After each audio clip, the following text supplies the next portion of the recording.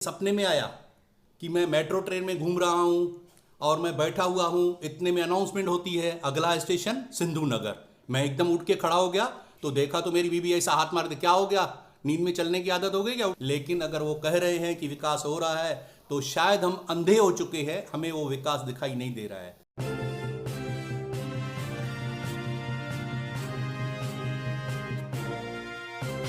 आपके festive season को और स्पेशल बनाने हम लाए हैं धमाकेदार डील्स महालक्ष्मी सेल्स शिवाजी चौक, जहां आपको मिलेंगे laptops and gadgets, refrigerators single door and double door, washing machines semi and fully automatic, batteries and inverters, water purifiers, atta chakki, air conditioners, air coolers, LED televisions, deep freezers, BG coolers and rates सारे online से भी सस्ते। Check prices with us before buying online. Mahalakshmi sales Shivaji Chowk Ulhasnagar 3। All types of EMI options available. आज ही आइए और consumer appliance ले जाइए easy EMI पर।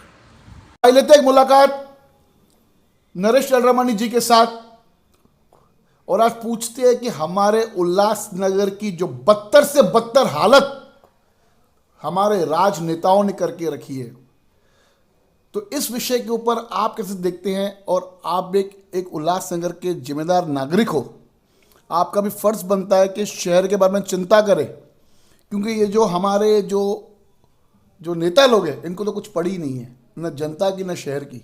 आप इस विषय को कैसे देखते हो? सबसे पहले पूरे उल्लासनगर को मेरे तरफ से नमस्कार।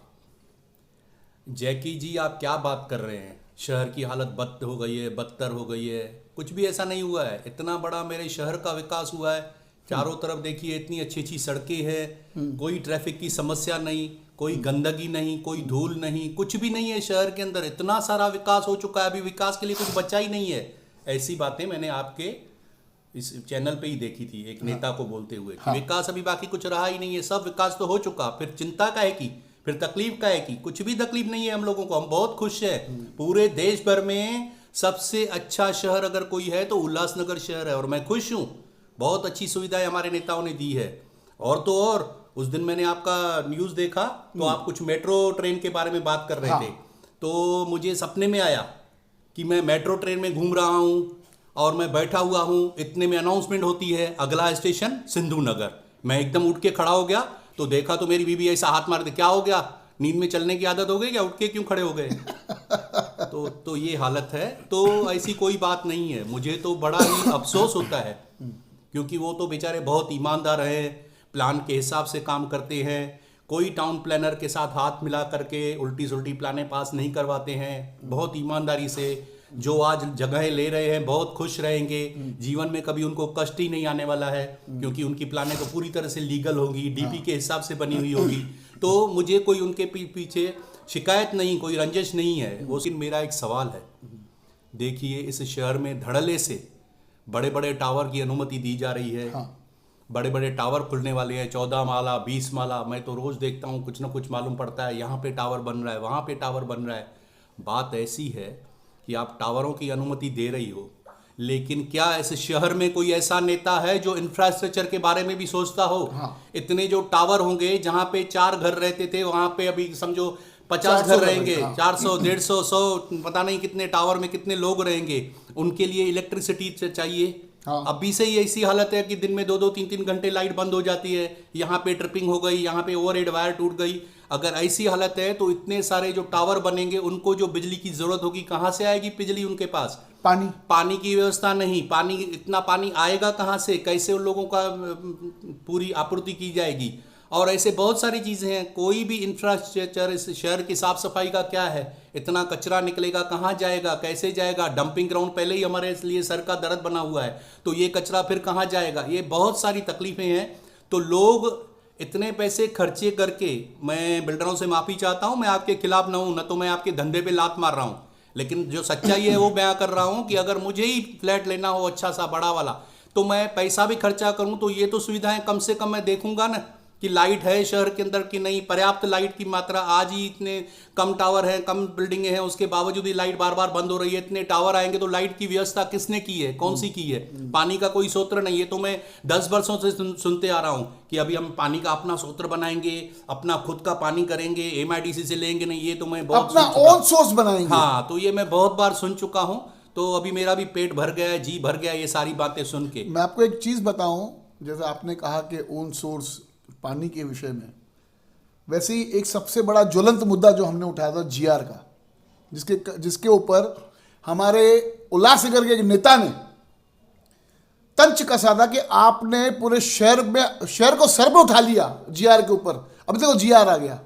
तो मैं आपको बता दूं नरेश जी, ये जो जीआर आया ना, इस जीआर के अंदर बड़े बड़े डोल बजाए भारतीय जनता पार्टी वालों ने, आमदार कुमार एलानी ने बड़े बड़े बैनर, पोस्टर, मिठाइयाँ बांटी, सब कुछ किया। वहाँ पर प्रेस कॉन्फ्रेंस किया। उस प्रेस कॉन्फ्रेंस में काफ़ी झूठ का भी सहारा लेना पड़ा, जिसके कारण प्रदीप रामचंद्र उस टाइम प्रवक्ता थे, उन्होंने माफ़ी तक भी मांगी शहर वासियों से। बोला ये मलम लगाने का काम जो कर सकते उन्होंने किया।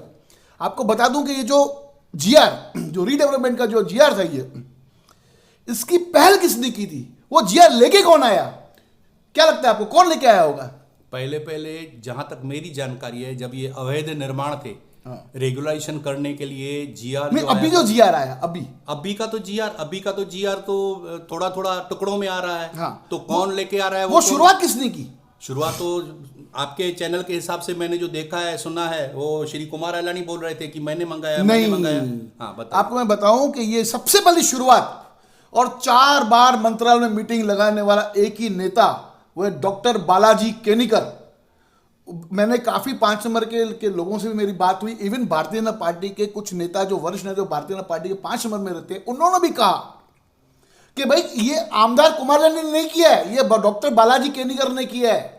नहीं, आप जो कह रहे हैं सही होगा, लेकिन ऐसा है जो दिखता है वो बिकता है। हाँ। तो सब चैनल्स पे श्री कुमार एलानी जी आ रहे थे और बता रहे थे, तो हमें तो यही लगा कि भले टुकड़ों टुकड़ों में आ रहा है, लेकिन वो ही लेके आ रहे हैं। क्योंकि कभी बालाजी किनीकर का कोई ऐसा इंटरव्यू हमने देखा नहीं जहां पे उन्होंने ये सारी बातें शहर को बताई हूं। मैं तो पहले भी कहता आया हूं कि 3 नामदार है हमारे पास, तीनों की ये जिम्मेदारी बनती है। लेकिन बालाजी किनीकर ने कभी आकर के टीवी पे या मीडिया पे ऐसे बताया नहीं कि मैं ये सारे एफर्ट्स ले रहा हूं, यहां तक बात पहुंची है, यहां तक पहुंची है। 4 बार मंत्रालय में उल्लासनगर 5 के व्यापारियों को लेके मंत्रालय जाना, वहां पे यूडी मिनिस्ट्री में बिठाना, उनसे बात करना, सीएम साहब से मीटिंग लगाना, और सबसे पहले तो जीआर जिनके हाथ में आया वो डॉक्टर बालाजी केनिकर। उनके हाथ में आने के बाद उन्होंने फिर व्हाट्सएप पे वायरल करवाया। आपको अगर याद होगा तो सबसे पहला जो ये मुद्दा, जब ये जीआर आया तो सबसे पहला डॉक्टर बालाजी केनिकर के द्वारा ये पूरे शहर भर में वायरल हुआ था। लेकिन जैसे भारतीय जनता पार्टी हर टाइम की एक आदत है कि दूसरों का श्रेय हम लेके और काम करें, तो इस बार भी भारतीय जनता पार्टी ने कोई चूक नहीं छोड़ी बेनिफिट लेने में। तो आप ऐसा क्यों इस प्रकार की आपके शहर में राजनीति हो रही है? आप इस विषय को कैसे देखते हैं? देखिए, इस शहर के राजनीति के बारे में कहूँगा तो 1 घंटे का एपिसोड हो जाएगा। हाँ। तो ये न कह करके मैं एक ही लाइन में गागर में सागर करता हूँ कि ये मेरे शहर की बदनसीबी है। ये मेरे शहर की बदनसीबी है। हमारी जनता जो है पूरी तरह से लावारिस है, हमारा शहर भी पूरी तरह से लावारिस बन चुका है। ये मेरी बदनसीबी है कि इस शहर में विकास नाम की चीज़ दूर दूर तक हमें अभी दिखाई नहीं दे रही है। लेकिन अगर वो कह रहे हैं कि विकास हो रहा है तो शायद हम अंधे हो चुके हैं, हमें वो विकास दिखाई नहीं दे रहा है। धन्यवाद, जय हिंद दोस्तों। बहुत अच्छा लगा नरेश जी की भावना जानते हुए। देखिए, जब एक वरिष्ठ अगर सिटीजन बोलता है शहर के, तो उस बात में दम होता है।